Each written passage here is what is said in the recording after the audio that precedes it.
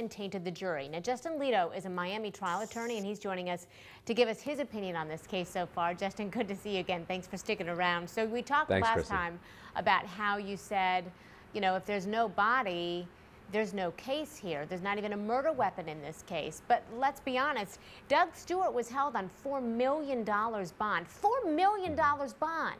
So you have to believe that the prosecution has something pretty substantial against him, yes?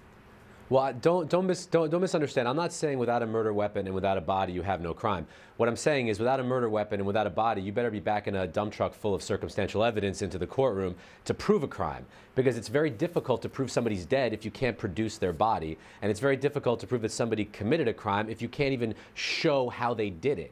Those are very difficult things to prove. So all I'm saying is without those two things present in this case, the prosecution better have a lot of stuff. And I don't necessarily think the fact that the bond was high means that they have a great case. I don't know if those two are related to each other.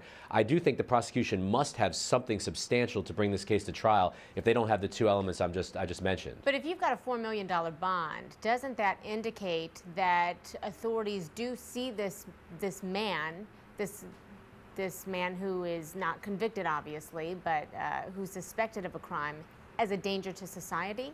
Well, it could be a danger to society, but it could also be a flight risk. They may think that he's going to disappear. You know, there could be a lot of different reasons. But remember, if they are accusing him of murder, obviously, if they can prove that, he is a danger to society. So I can understand the need to have a high bond to keep him in jail. You know, every state is different about that type of stuff. They obviously feel this man is a danger or a flight risk, so they want to keep him there. So that could explain the size of the bond. Yeah, every state does have its own, obviously, legal parameters. And one of the things that's unique about Michigan is that once the attorneys are done questioning the witness during the trial, the jurors are going to get a chance to do so. They basically write a question on a piece of paper, they give it to the judge, and then the judge decides what questions will be asked. But those are direct questions from jurors.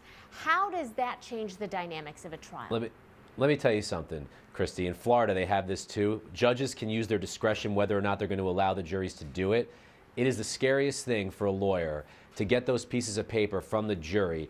Because when you hear those questions, see, we go up to the judge reads them to us as lawyers because they still have to conform with the rules of evidence. They can't just be any crazy question. Right. But we hear them as the lawyers, whether the jury hears them or not. And that gives you a very good indication as to how the juries are feeling. And those can be terrifying questions to hear because you get into the mind of the jury in a very unique way that you otherwise would not. And it's a scary thing to hear those questions. It's scary, but isn't it a benefit to you in some regard, because now you know how to move forward and what you may be up against?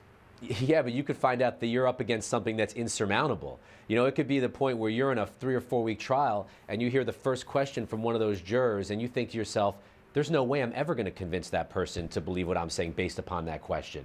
The question could be, how did you do it? How did you kill your wife? And if it's something like that, how are you going to overcome that?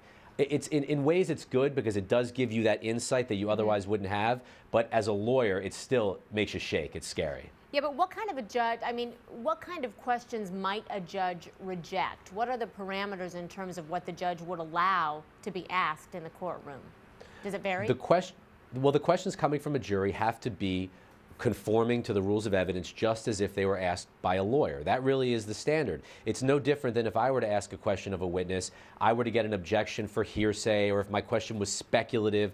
You know, there could be a number of different legal reasons why the question is not allowable, or it assumes facts that are not in evidence. There's a million reasons. As long as the question is something that I as a lawyer could ask and didn't, the jury's going to be allowed to ask it, and the judge is going to read it and to determine, the judge is going to take the lawyer's individual objections and then determine whether or not the question meets the rules of evidence and decide whether to read it to the witness. And then, usually after that question is asked, the judge gives the lawyers an opportunity to ask follow-up questions to either clarify or work against the question that was asked by the juror. All right. Well, it'll be interesting to see if we see much of that here in this trial. I wanted to ask you, too, and this is just kind of a behind-the-scenes, isn't this unique situation, but as we understand it, defense attorneys in this case, Jeff and Kimberly Schroeder, are married, and that wedding was actually held during Stewart's preliminary hearing.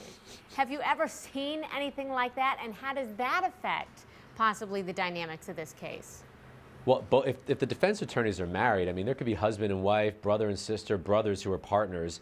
you know, as long as the client understands that that's the dynamic, I don't necessarily think it makes much of a difference. Maybe that means they work better together. Right. You know, that might create a synergy between the two of them. At least the client knows that when they go home at night, what they're doing at home is the same thing they're doing at the office. They're concentrating on this case, and they're doing it 24 hours a day. So while it's interesting and a bit unique, I don't think it really harms the defendant in any way. It might actually help them and create a better synergy in the team. Interesting. Yeah, it was just one of those kind of unique quirks we hadn't heard about much, and we wanted to get your insight on it. So Justin, thank you.